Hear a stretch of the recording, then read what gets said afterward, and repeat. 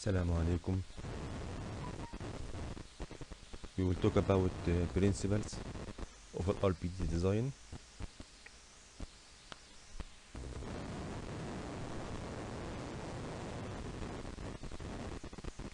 The component parts of RPD are tensor base, artificial teeth, supporting wrist, connectors, major and minor, and also retainers, direct and indirect retainer. So any design will contain all these 5 parts: tensor base, artificial teeth, supporting wrist, connectors, and retainers.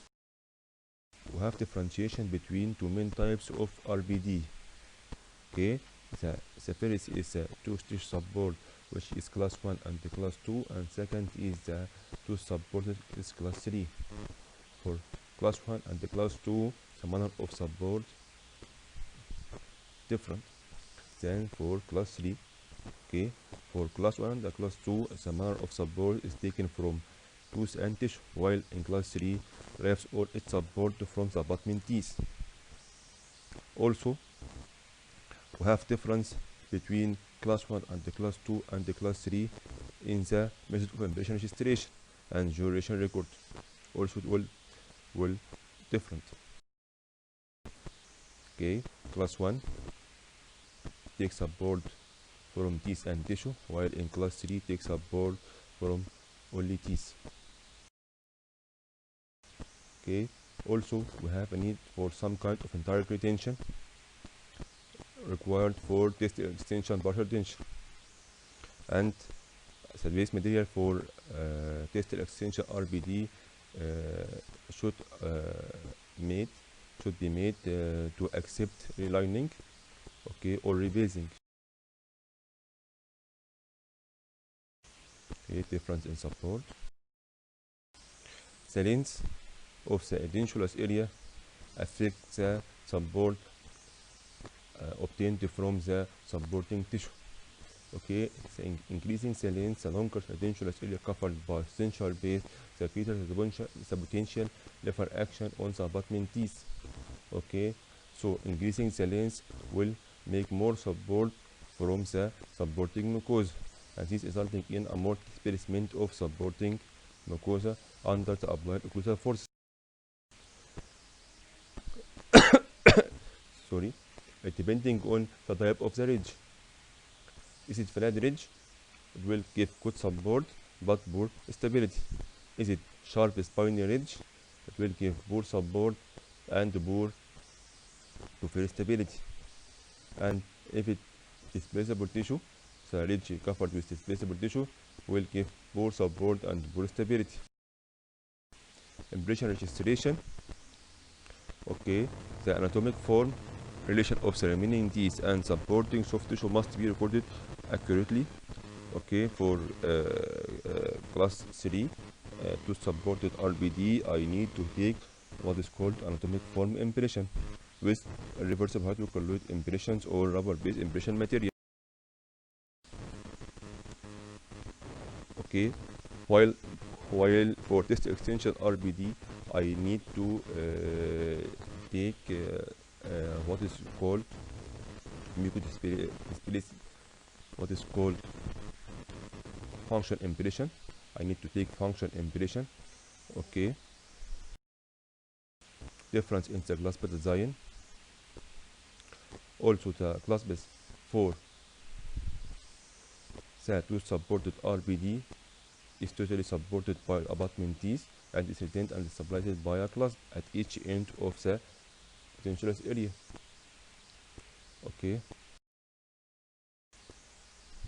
while in the terminal position of the tooth for test extension RPD, I need a flexible clasp to decrease the forces applied on the abutment teeth and increase it on the ridge.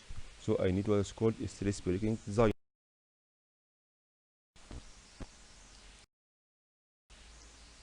So to make partial tensor design, I need to know support of subprosthesis, okay, and how the support is connected, and how subprosthesis is retained, and how retention and support are connected to each other, and how edentulous base support is connected.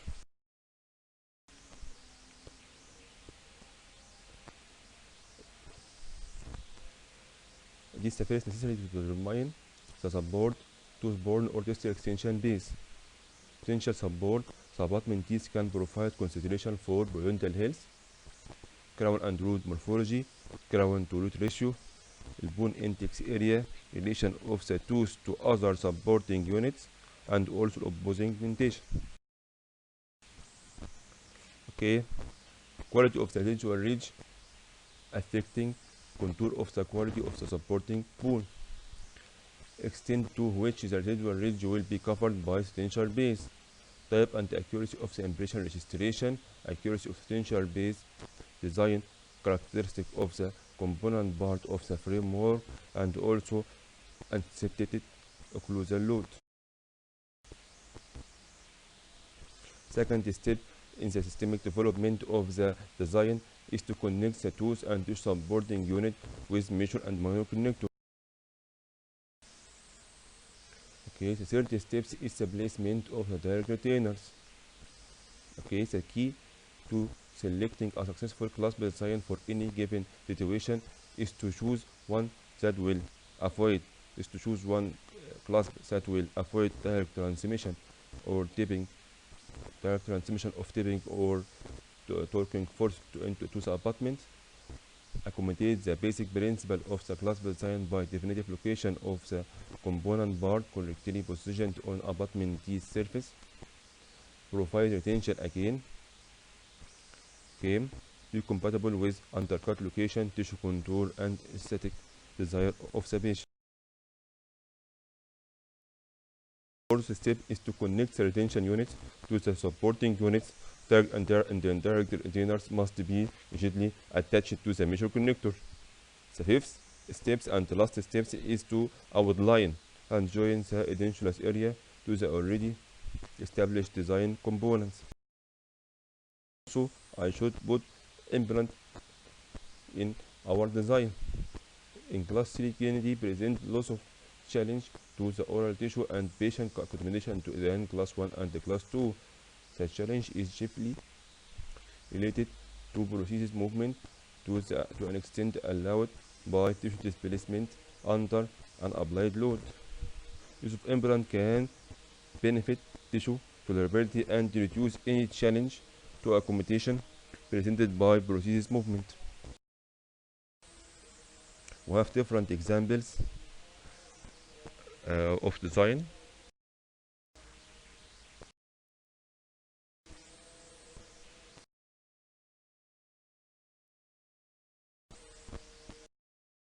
Okay, in class 1, lower class 1 with pre-abutment, with pre-molar are abutments. Okay, we make the design here. We make the tensile base here.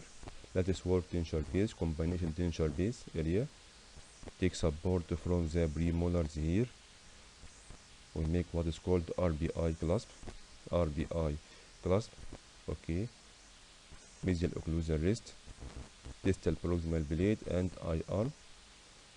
In the opposite side here, I can use what is called RBI clasp also, or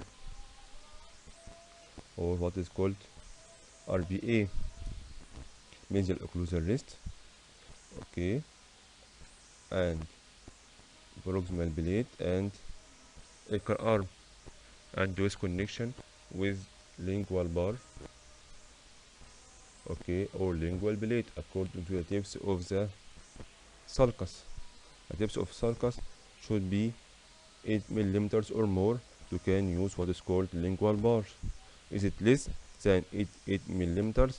I can't use lingual bar and I should use lingual blade. In the maxilla also different designs here. Okay, I make here also RBI clasp.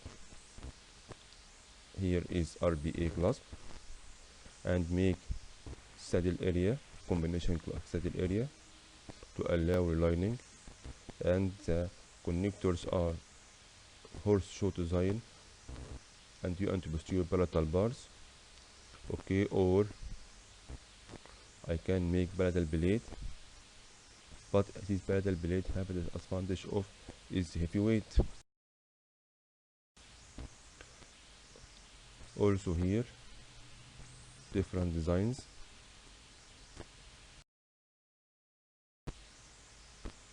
Also this class 1, lower class 1, modification 1.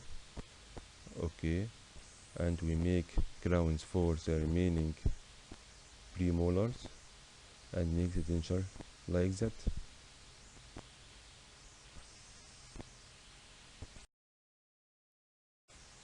Also I have it here rotated canine. Okay, so I can't use single wrist. I use here incisal notch. I can make no incisal notch to can use what is called incisal wrist. Incisal wrist.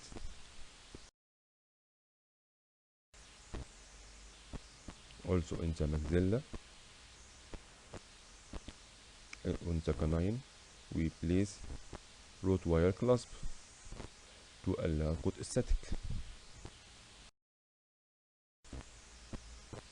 Also here in the upper and lower, I can use root wire clasp on the lateral incisor if I have no remaining teeth to can engage it. But this is not usually accepted to can put a clasp on the lateral incisor, because lateral incisor is a weak tooth and give bad aesthetic.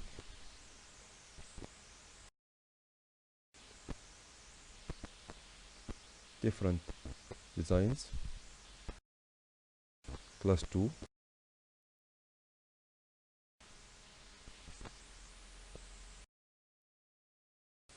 Okay, Kennedy class 2. Lower, in the lower denture. Okay, I make denture base combination setted area,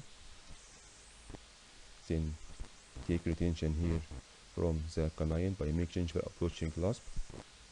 Okay, and I should make cross arch stabilization by extension to the opposite intact side and take support and retention from the last molar by acre clasp, and this is the fulcrum line. Okay, so the entire retainer should be on the premolar or on the canine.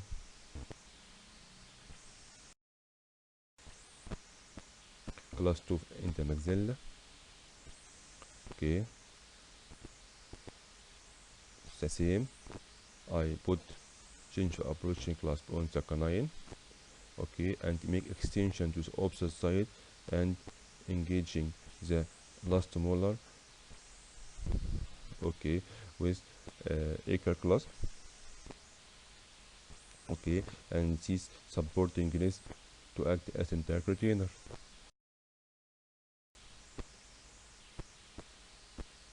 Also in class 2 modification 1, with the presence of remaining isolated molar, I put here ring clasp, so I make also combination setted area here.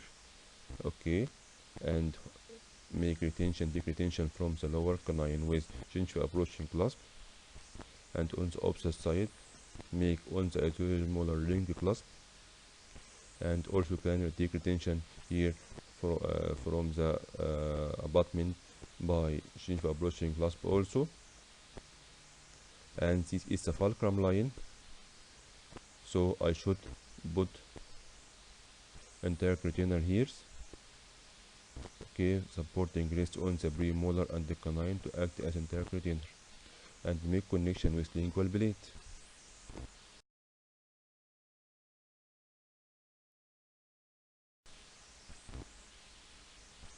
Okay, the same cases.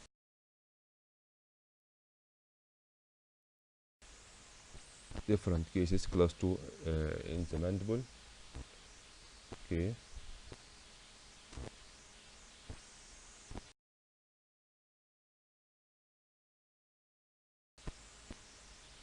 the same different cases.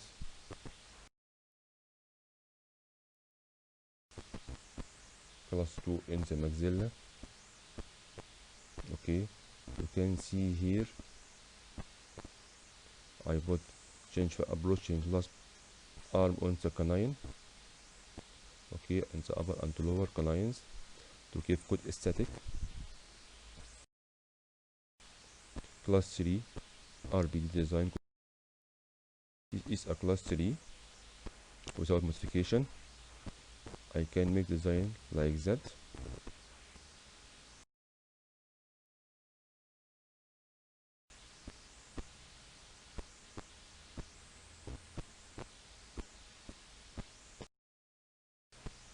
I make guiding planes.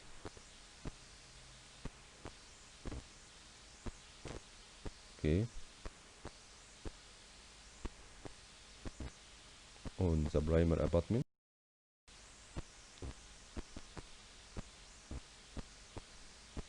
And take support from the abutment. Okay.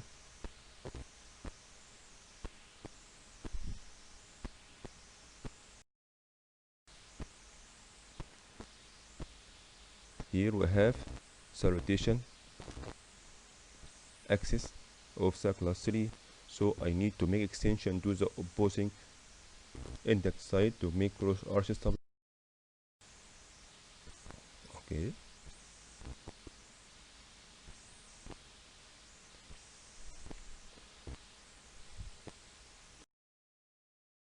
So I need to determine the fulcrum axis.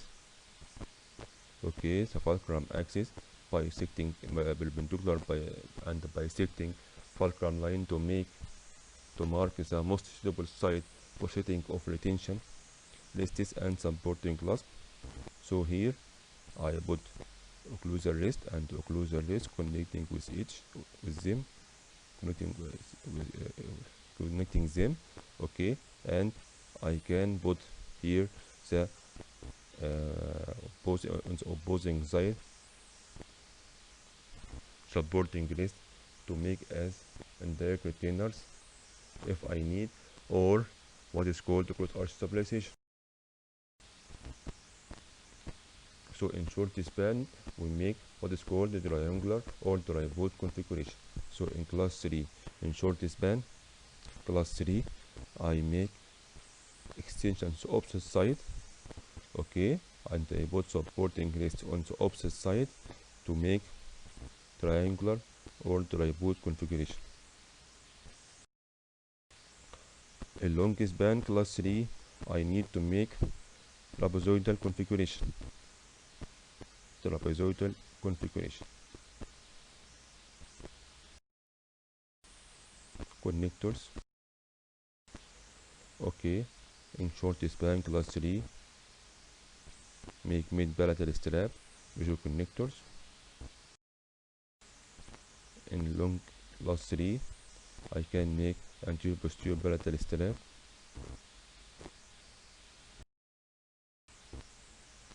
Tag retainer. Okay, I make change for approaching clasp on the premolar to keep foot static, and acre clasp on the molar, and on the opposite side I make double acre clasp to make cross arch stabilization.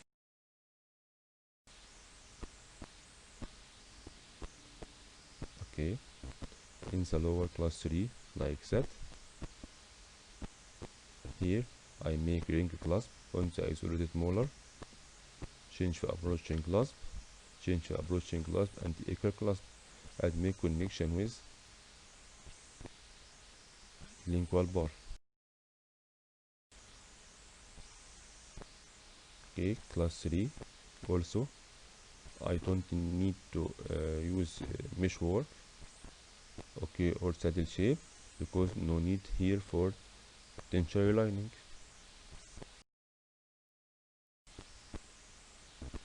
Okay, like that.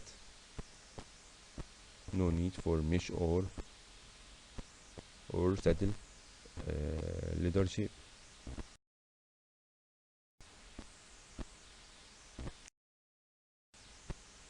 In the maxilla.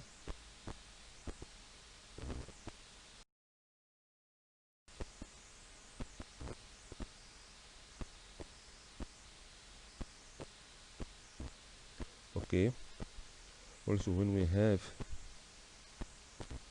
filling on the abutment, on the main abutment. This filling is it amalgam? It should be replaced with composite, because I can't place a tensile base on amalgam to avoid galvanic reaction.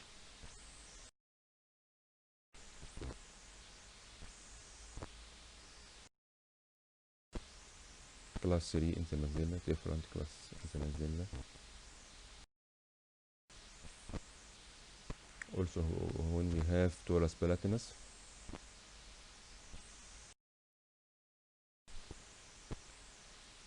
okay, class 4, okay, I make class 4, and we have class 4, lower class 4 RPD. Here I make anterior clasping and posterior clasping. Anterior clasping change to approaching clasp, change to approaching clasp, posterior clasping here, acre and acre on last molar, and make connection with lingual bar.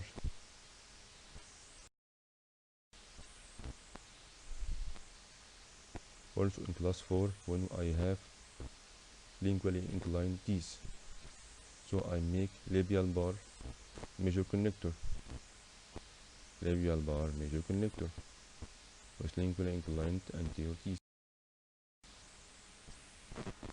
Class 4 in the maxilla, okay,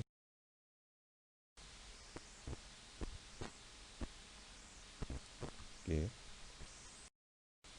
Thank you.